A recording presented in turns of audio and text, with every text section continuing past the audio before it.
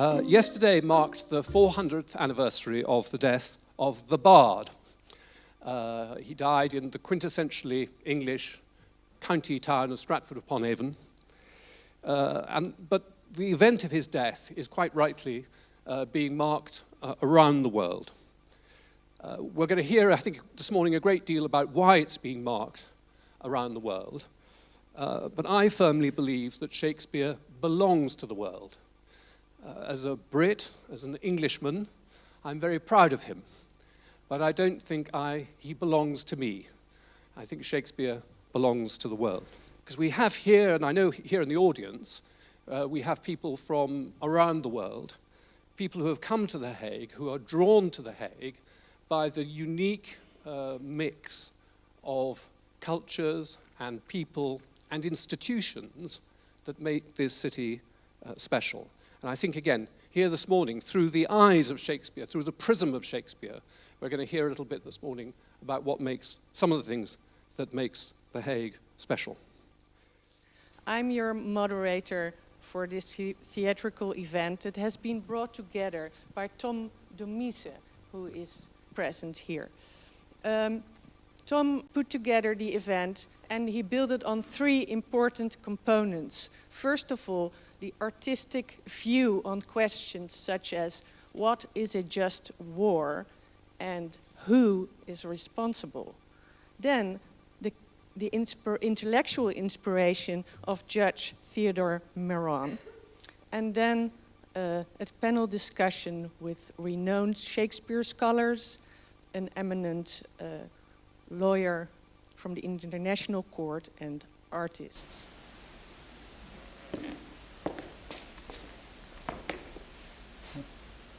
Aan deze kant mijn hand en nu aan die de uwe. Nu is de gouden kroon een diepe put, één met twee emmers die elkaar vullen. Eén leeg en altijd dansend in de lucht en één beneden. These are the aspects of Shakespeare's work that I wish to explore with you in my remarks today. For all the chaos and casualties to which war gave rise in the Middle Ages, as it does far too regrettably to this very day, we must remember that war was not without rules, even then. During the Middle Ages, chivalry was in many respects the principal normative system, providing a code of behavior for Christian knights and nobility, regardless of nationality, and radiating values to other members of the society.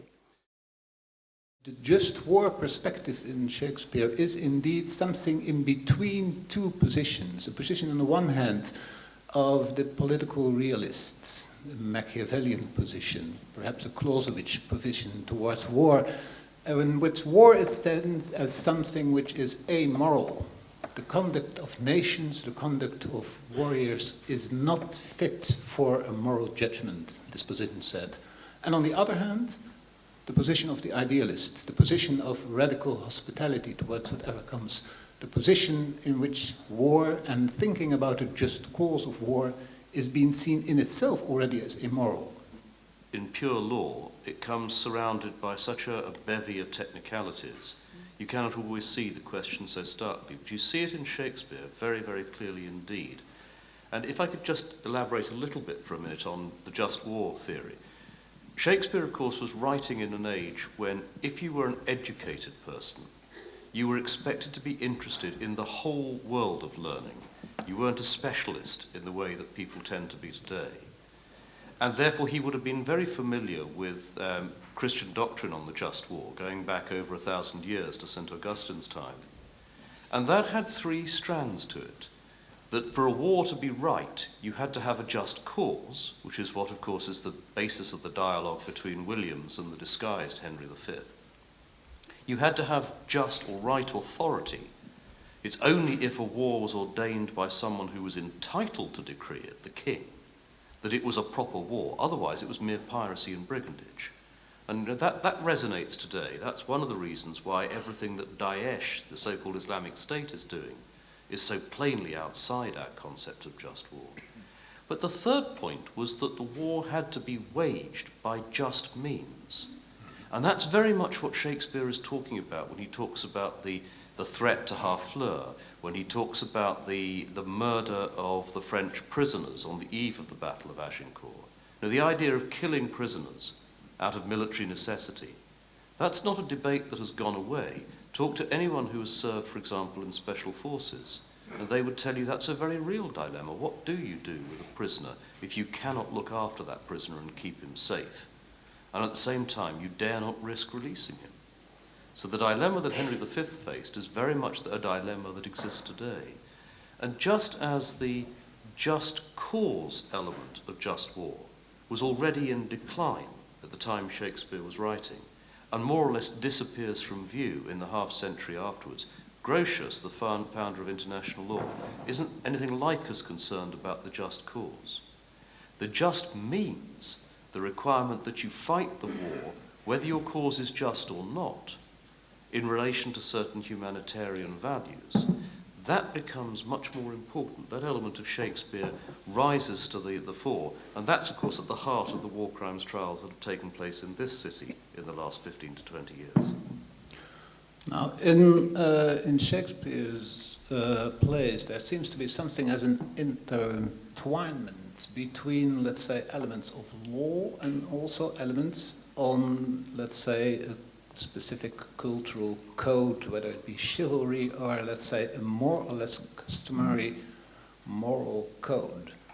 How is that to be seen today? Do we need, let's say, the education, in a certain sense, in new forms of, call it chivalry or call it virtues of mercy, or perhaps acquaintance to new forms of honor today, in order for the international law to become really effective or not? I think that's a very powerful point, because to some extent we've, I think, made the mistake as international lawyers, an understandable mistake, but a mistake nonetheless, of drowning the principles in a volume of detail, of technicality. The Geneva Conventions and the various other treaties on the laws of war today run to something like 800 or 900 articles, some of which are extremely complicated to understand. Anyone here who can understand the Chemical Weapons Convention is doing extremely well, whether you're a lawyer or a scientist. But through that shine a number of very clear principles, and some of those you find that people in the military will take to straight away. They're very much an aspect of military honor. The US Marines give every Marine a little card which says, you know, Marines do not do the following. But at the same time, there are other principles of humanity, of morality, which are perhaps not immediately related to a code of chivalry, and which I think it's important that through training, through education, you ensure that people have. I call it a humanitarian reflex. You've got to try and produce in people an automatic way of thinking, well, if I do this, what is going to be the effect on the kids in that school over there, on the civilians in that bus, on the refugees queuing at the border? Right.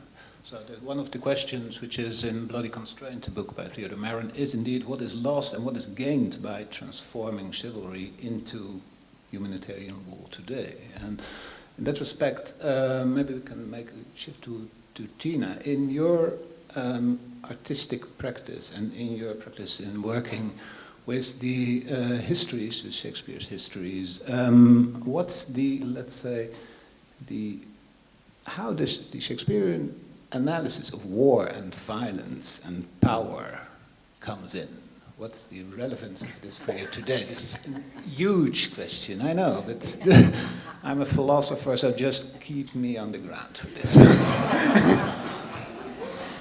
Well, I mean, for me, there's two things. First of all, there's the language that we use to influence other people.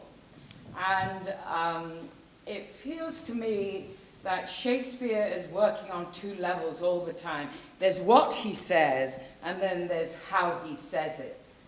And unless we have voices which actually, on an everyday level, can influence each other, we are actually cutting ourselves off at the knees. So one of the things that really impresses me about being here in The Hague is people switch languages, they switch the way in which they say things, and then there's the voices with which they say it. And of course, one of the things that happens in Shakespeare is that there are only ever 2 or 3 women in every Shakespeare play, and then there are hundreds and thousands of men. Absolutely. But there are also some men who also speak for the women. By going into his language, that we get deeper inside ourselves, poetically, psychologically, philosophically, politically. By lending ourselves to his language, you start seeing a depth in yourself that you didn't know was there before. How do you deal with the fact that you do an adaptation of Shakespeare? And my answer is not to try to do better than he did, but also not to be afraid not to care. Okay. You know, because Shakespeare died a while ago. I never met him, so I didn't know what he wished or didn't wish. I mean, or what he said or didn't say. I don't know. Mm-hmm. I live now, and I'm trying to tell stories to people in the hope that it touches them in different ways, intellectually, also emotionally or socially.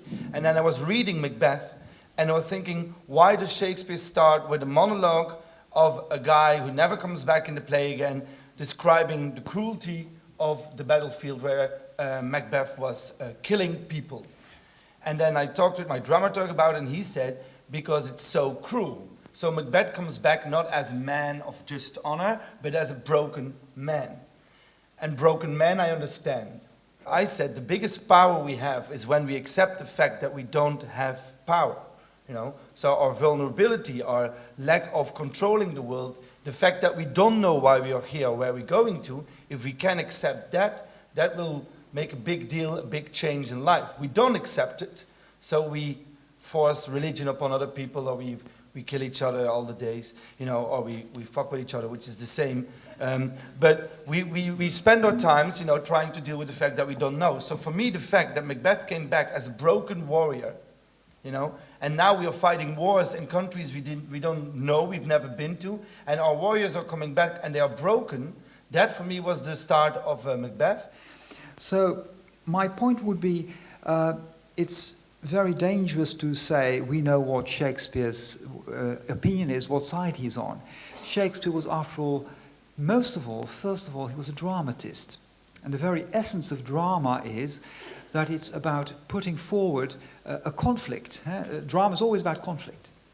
And how can you best put forward a conflict is by embodying that conflict, by giving a voice to that conflict, by giving both of the opposing sides a voice, as it were, right? And Shakespeare happens to be a very good playwright. He can do that very convincingly. He can find what Falstaff says about honor, that it's worthless and can't do anything for you. That's one opinion.